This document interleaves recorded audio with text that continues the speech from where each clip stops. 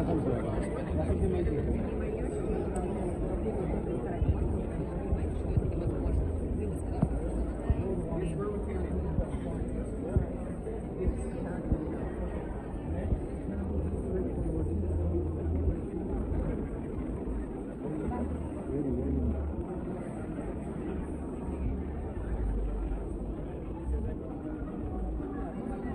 are you doing?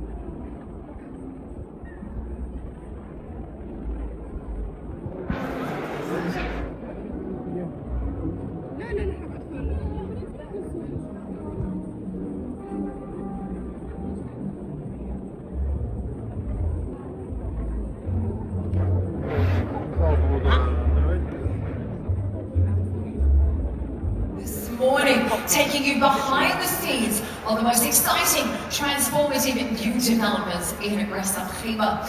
Now, as the northernmost emirate in the UAE, Ras Al Khaimah offers something that is truly unique, with an incredible, rich archaeological history of more than 7,000 years. Ras Al Khaimah is also home to some of the most beautiful beaches in the world. In fact, more than 43 kilometers of beaches right here in this emirate. We've also got incredible mountain views. It is home to Jebel Jais, the tallest mountain in the UAE, not to mention the longest zip line in the world. We have incredible Emirati culture here as well. In fact, we have the region's first cultured Arabian pearl farm here as well. We've got an incredible location, fantastic connectivity, just 45 minutes from Dubai International Airport. But I think one of the most exciting things about Ras Al Khaimah, something I know we're all very excited about this morning, is the transformative real estate projects that are currently underway in the Emirate, particularly here in Al Marjan Island. Not only do we have the UAE's first gaming resort. Anyone here heard about the incredible new Wynn Resort Al Marjan? Anyone here for some updates today? I know I certainly am. Not only do we have this incredible new resort being developed here right on Al Marjan Island, set to be a game changer, not only for Ras Al Khaimah, but the UAE as a whole. But we're also creating a thriving new commercial and residential hub that is likely to be able to compete with the very best of Dubai's DIFC. We've got huge new hotels and resorts underway, not all just luxury. In fact, we're targeting a number of sectors on the tourism market today. We've got big plans for expanding the airport and so much more. So we really are delighted that you are able to join us this morning. We're going to be taking you behind the scenes of these incredible new projects, and we're going to be hearing from the key officials involved in bringing them to life. We're going to hear from the top executives at Al Marjan and Al Marjan Island here. We're going to be speaking to the team behind the Wynn Resort Al Marjan, as well as RAK Properties, Al Hamra, and so much more. We're also going to be pausing at about 10:55 this morning because, of course, it is the UAE Flag Day as well. So we're going to be celebrating with a special ceremony this morning for UAE Flag Day. And for our real estate brokers in the room, tell me, where are our brokers this morning? I want to see your hands in the air. It has a voice and a soul. It speaks to us, reminds us about our history, and gives us strength. The corals tell us to be considerate and embrace the world. The mountains echo of the wisdom to stand together for generations to come. And when we dive into the ocean, it whispers in our ears to resurface as invincible. We are building our world by listening to the heartbeat of our land. And now we invite you to witness all the depths and heights our land has to offer. Come, get inspired, and call it your own in Ras Al Khaimah, Marjan, inspired by the land. Assalamu alaikum wa rahmatullahi wa barakatuh. Your Excellencies, distinguished guests, ladies and gentlemen, good morning. Welcome to the future of Ras Al Khaimah. It's an honor to be with you all today as we embark on a journey of exploration into the dynamic future we are building together right here in the heart of Ras Al Khaimah. Guided by the visionary leadership of His Highness Sheikh Saud bin Sagar al-Qasimi, member of the UAE Supreme Council, ruler of Ras Al Khaimah, our emirate has blossomed into a land where opportunity flourishes and innovation thrives. This strategy, built on collaboration, not competition, sees Ras Al Khaimah contributing its unique strength, our natural beauty, our rich heritage, and our innovative spirit to achieve the wider national goals. We invite you to partner with us on this exciting journey, and together we can unlock the full potential of Ras Al Khaimah and contribute to a sustainable future for the UAE. The objective of this event is to invite developers, investors, institutional funds, listed companies, real estate agents, brokers, and all of those who are contributing to shape the future of investment and real estate markets, to hear their thoughts, to discuss their ideas, and to draw a new skyline in our destination. It's a platform that we all need today to understand the unique market dynamics in Ras Al Khaimah.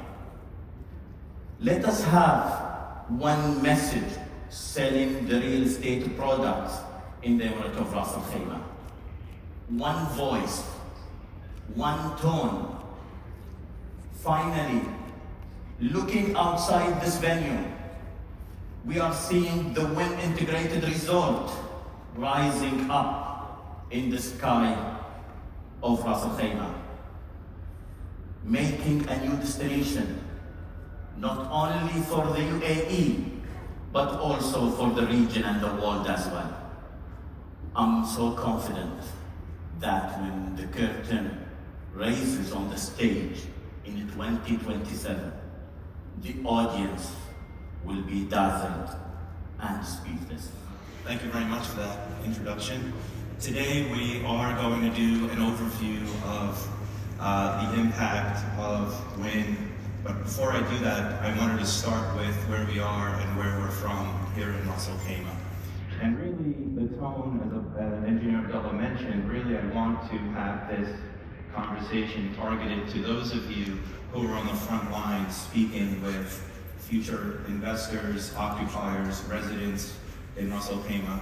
In my opinion, there's a lot of misinformation out there, and it would be great to make sure we capture the right tone, make sure the right facts, and make sure we share with you everything we've accumulated over the last few years. So this is also a presentation that I've done many times before. Some of you have seen it before. It's only 50 slides, but I only have 20 minutes, so at least there's a limit on time. And I'll try to make it in approximately 18 to 20 minutes, so about a half a minute a slide. We all know the UAE, 200 nationalities, 10 million population, one of the safest places on the planet. And it's really important to show the map, because I'm not going to assume that everyone's from here and knows the map of the UAE, but Ras Al Khaimah literally means the tip of the tent or the head of the tent due to the shape of the country. We are only 2.2% landmass of the UAE, where Abu Dhabi is 86% and Dubai is over 5%. So this presentation also can be made available. A lot of you are seeing cameras and pictures, so you're welcome to do that, but we can distribute a lot of this. And of course, we understand what the UAE is about in terms of stability, geographic advantages, the business environment, and our wonderful infrastructure. This is a very interesting slide, because a lot of people don't understand or recognize where we're located here in the UAE and how close we are to the region. And Max is here from Wynn, who's going to do a wonderful presentation in a bit. But really, when we, as the team, the RAK team, including RAK Tourism and others, we went out to see Wynn in Las Vegas, and they'd never heard of really Ras Al Khaimah. It was really important for us to share with them where we were. Of course, everybody knows Dubai, everybody knows UAE, but in their own presentation, you'll see later the circles around the UAE and a 7-8 hour flight time. And the same for Las Vegas and the same for Macau, neighboring airports. We have RAK International Airport. If you're not aware, we do have our own airport. It is going through a transformation. Hopefully that will be announced soon. We also have Sharjah. We have Dubai International Airport as well. And people are shocked that we're 45 minutes from Dubai International. And I've done this presentation hundreds of times, let's say, and shared that data point with investors and including Wynn. And of course, when they did come and visit, we turned to the driver and said, 45 minutes, you gotta make it. And of course, there was an accident, we maneuvered. But making sure that we're able to reach the destination and communicate to investors how close we are to other parts of the growing hospitality market. We've all witnessed it, an A+ stable outlook from Fitch, a business-friendly regulatory environment. A lot of you are here, you're transacting, you're witnessing this yourself, so I think that's really important. And of course, we have excellent positioning, the infrastructure is being improved. We're going to dive into this in more detail. And then also, what was important and is important to investors is, where is Ras Al Khaimah in terms of its government, in terms of its ratings with the bonds that we issue as a government entity, being Marjan, owned by the government. That's important for investors. Economy is diversified. About 30% of the largest segment is manufacturing, but even within manufacturing, that is in multiple disciplines. So it's not like we're concentrated in one space. And I think that's an important piece as well. I mentioned a government fiscal balance as well, which is important year after year, and our debt to GDP. So how much borrowing do we have compared to our GDP numbers? And it's actually quite culture, the mountains, the desert, the coastline. On the culture side, we have archaeological sites that go back 7,000 years, to 5,000 BC. The mountains are stunning. If you've been to Jebel Jais, hopefully we'll have developments there soon, where temperatures can be 10, 12 degrees lower. This year, it was a very large Finkel firework that went up, I believe, about 1 kilometer, and it was something that caught the world's attention. Okay, there's a clock here, so I'm managing to be within 6 minutes.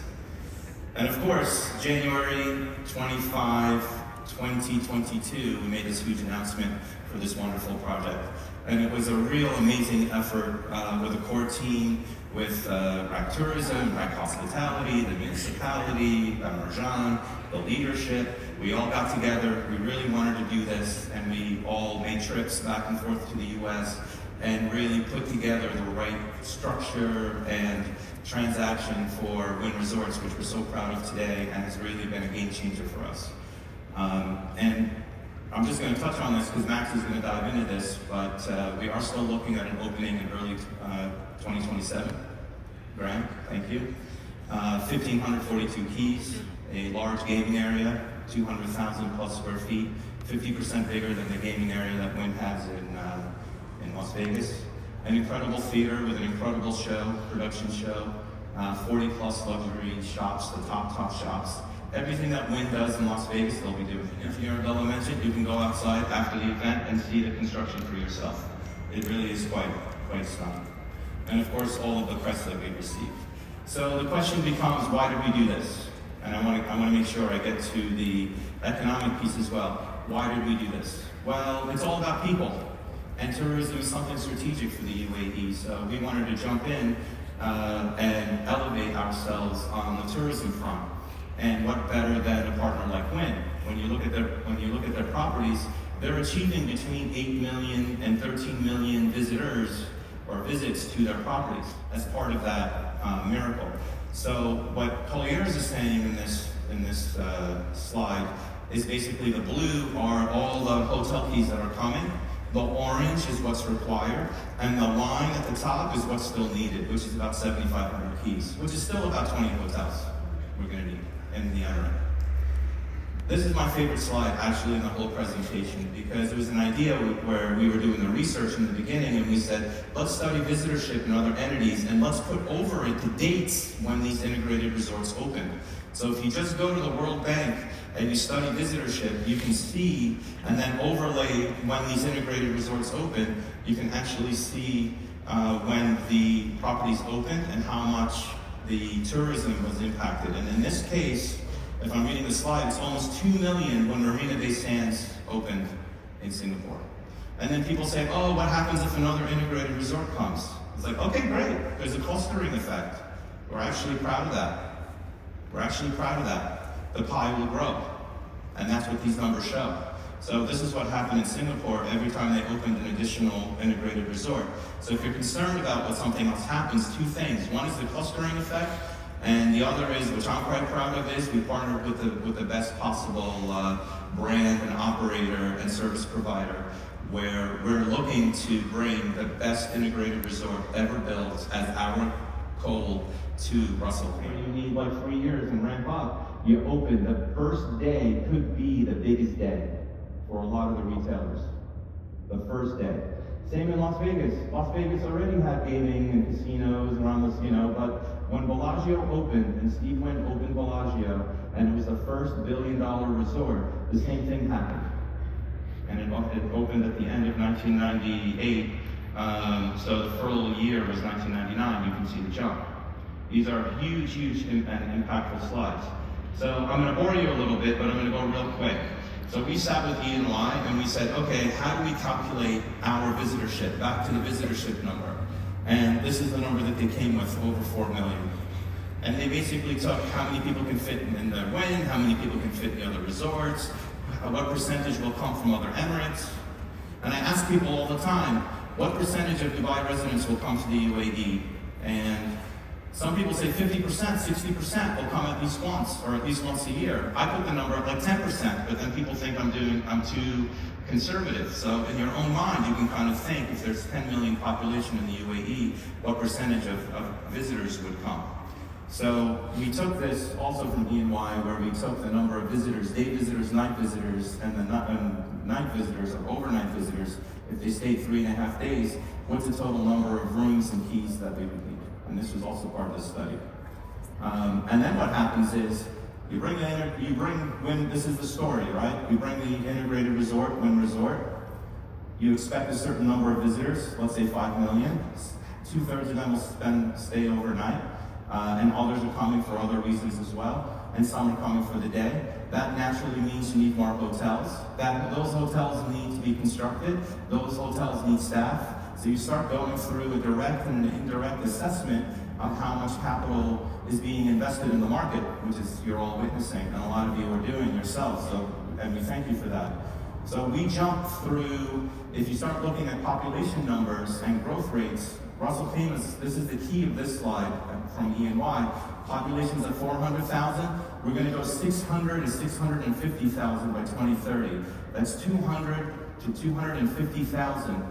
Even if you have 5 people per room and you take some out as blue-collar workers, you still need 40,000 plus residents slide, which is the population.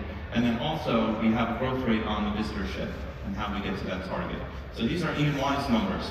And then this is the math, which we'll share this with you. This is the math. If your visitorship grows like this and your population grows like that, this is how many residence keys that you need.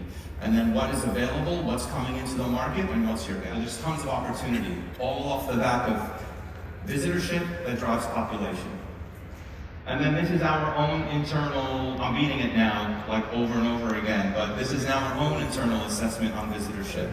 You have that line that starts, the second line that starts in 2023 with overnight as predicted. That's the current folks that we have visiting us. But then you can layer on domestic visitors from other Emirates that may have never been to Ras Al Khaimah. And then you have league demand of international visitors, visitors who are already visiting the UAE but have never been to RAK. Now they have a reason to come. So there's so many different layers where people can eventually get exposed to Ras Al Khaimah and the resort, and we have visitorship. So our number is 5.3 million visitors by 2030. and also overnight 3.9. You can read about it online. And then we also have all the other visitors, overnight visitors that are going to stay in the hotels. And then you have, and I would consider all this tier 1. This is direct hospitality impact. And then you have the tier 2, because all of those staff need someplace to live. And if you take the P&L of all these hotels and start looking at revenues and expenditures, you can say, well, the housing is likely going to be in Ras Al Khaimah. Maybe the F&B and the goods and the produce will be a third Ras Al Khaimah and outside. So you can make different assessments, and that's all tier 1. And then you can start talking about where people are going to agree with that. Yes, show of hands, 5% or more. Who thinks 10? 10? 10 or more? 15 or more? 20 or more? 30 or more? Okay. 40 or more? Any brave souls out there? Okay, well there's one there. Okay. So when you put all of this together, I'm going to jump ahead. These are all just basically how we've layered everything in every sector what people spend. I'm at 30.7% growth. You're doing a good job. And that's without the UAE, and may always continue. So prospering and thriving. Thank you. 450,000 is the current population. In Tariq's slide, he showed you how that's going to grow. We have just under 8,000 keys, looking to double that by the end of the decade. And then 3.5 million tourists by end of 2030. And again, those are overnight tourist guests. If you add what Tariq had said about the inlay of people that are coming for day use, you're looking at a number that's upwards of 5 million. Germany does well. India has always been a prosperous market with the connectivity that we have. And China this year has gone up to our top 10. Current inventory is just under 8,000 keys. 50% of them are in the 5-star segment, and then we've got a diversified range of the hotels. Obviously, when you look at the network of hotels that we have from the Waldorf and the new Sofitel and Al Hamra, we also this year welcomed an Antara in Mina. I don't know if you have any experience, it's a beautiful resort, very Maldivian style, just down the street from us. And our future pipeline excites us a lot because we have so many brands that are coming into the market. Next year, we will be able to welcome a Rove resort on Marjan Island. We also have a Westin that's opening. We have Rotana that's opening a hotel. But when you look at the varied brands from Nobu, Meridian, Marriott, Nikki Beach, obviously the Wynn, which is something that we're very proud of. All of those are great new contributors as brands into the destination event. But so many things from MICE events, we host the DP World Golf, we have the Global Citizen Forum, and the RAK Half Marathon that we do, and obviously the New Year's Eve fireworks, which is something that we're very proud of. 13 Guinness World Records. Engineer Abdulla, Tariq, Raki, congratulations on what's been established here thus far. I mean, what an exciting story, and what a privilege for us to be part of this growth story. Wynn Al Marjan, we couldn't be more excited for this opportunity. There's really only 3 gaming markets in the world that currently exist that can drive and have the financial stomach for a full integrated resort such as this. It's in Macau, and it's in Las Vegas, and Singapore. We believe this to be the 4th market that can stomach a big integrated resort such as this. And we put our mouth where our money, we put our money where our mouth is. This is the largest foreign direct investment in the UAE, in excess of $2 billion by Wynn Resorts. And then obviously our JV partners contribute the rest for one of the largest private developments ever in the UAE. So we couldn't be more excited. I personally, from Europe, I worked in the United States, I did my MBA in Australia, I spent a lot of time in Singapore. So I personally have traveled the world, and I couldn't be more excited about this opportunity here. And equally so, I've made an investment myself in this market as well. But let's get to the product. Ras Al Khaimah, as you know, top of the tent, the northernmost emirate. And as you can see, the architecture is a reflection of that. We're building a 70-story needle, and so as you enter the space, as you approach Ras Al Khaimah, we very much have a signature and state-of-the-art design for this building that will be stunning once fully revealed. We'll get into kind of a company overview here. We currently have 4 operating units: Wynn Palace, Wynn Macau, Encore Boston Harbor, and then obviously Wynn and Encore Las Vegas. With only 4 business units, we're in the top 5 hospitality players in the world. 4 business units, one of the top 5 hospitality players in the world by revenue and revenue terms. And so we're super excited to add a 5th one, which should have the same kind of revenue production. There is a few firsts. First gaming resort in the UAE. It's our first beach resort for us. It is the largest foreign direct investment into the UAE. So it's a first on many levels. And here you can just see a few elements and amenities of the project that we believe will drive a lot of demand. Number 1, we'll have the marina with 80 slips. And as you know, somebody who can afford a boat, they can afford many other things. And we intend to offer them amenities to spend on a lot of other things. So there's a small marina attached to the building. We have 22 marina estates who will cater to the absolute most discerning guests coming to the region. In fact, we're privileged to work with His Highness on 2 of those, and many more obviously, but 2 of those will have the DNA casino, which is larger than our casino in Las Vegas, as well as in Encore Boston Harbor, and will rival some of the best-in-class casinos in Macau. The actual tower itself, as you can see, from a coloring standpoint, we pay homage to our buildings in Las Vegas and Macau. You have the beautiful bronze on the facade, and then we complement it with a beautiful white gold to really stand out. And the tower will be stunning in the morning hours as well as in the evening hours, but certainly also during the day. And then we have a beautiful beachfront and a day club that we believe will provide a certain sense of entertainment that might be missing currently in the market. And when we consider this market, when you consider what Dubai does luxury and glamour extremely well.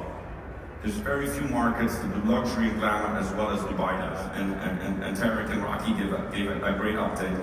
But we're moving at rapid pace, working with Graham and the team. They're our best-in-class builders.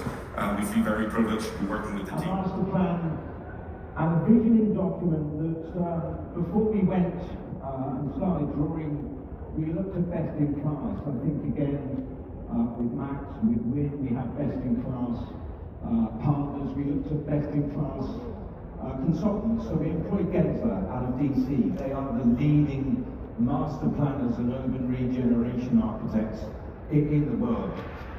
This master plan is 100 square meters, 100 square kilometers, should I say, and it is in the southern area of Ras Al Khaimah.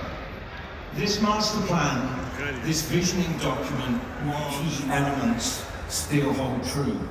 You will see Al Marjan Island on the top left hand of the screen. You will see the E311, the E611, and I'll come on to that in the future of this presentation with regards to the importance of connectivity. When we embarked on this visioning document and all visioning documents with regards to the Emirate of Ras Al Khaimah, whether it's the mountain, whether it's the deserts, whether it's the amazing coastline and the waters, we do look at ourselves and we do try and understand what we want to be in relation to our emirate, in relation to our other neighbours, Dubai, Abu Dhabi, Sharjah.